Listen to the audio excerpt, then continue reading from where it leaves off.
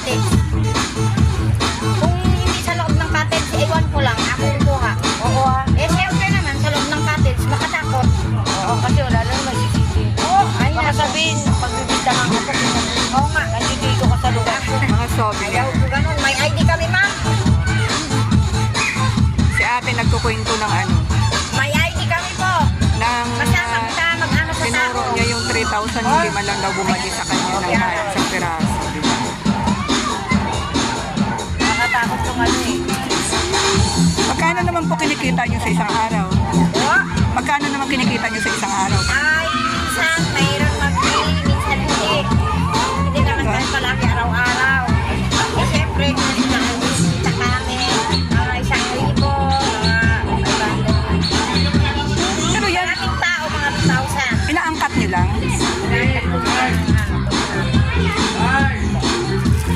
Pero matagal yun na talaga ang hanap buhay. Matagal yun ang hanap buhay yan. Eh, mabuti na yun kahit na matatanda na tayo, naghahanap buhay pa tayo. Ako din nagtatrabaho pa ako sa Manila.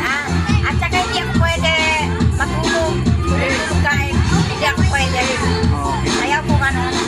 Galing pa ako sa Buanga. Magkita na ako. Yan kamatis ng mga sibolyas. Magkita ko po.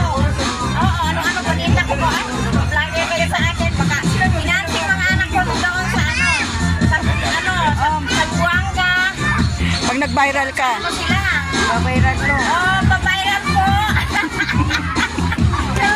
Eh, nandoon nagpinita ko mga anak ko. ganda ng Sa paligid. Buanga, anak ko lalaki, babae. Yan yung mga masisipag na Pinoy. Opo. Sabi nga nila, pag masipag, walang gutom. Oo nga eh. Hindi na pero makarami. Sige po. Sige, salamat. Ingat ka.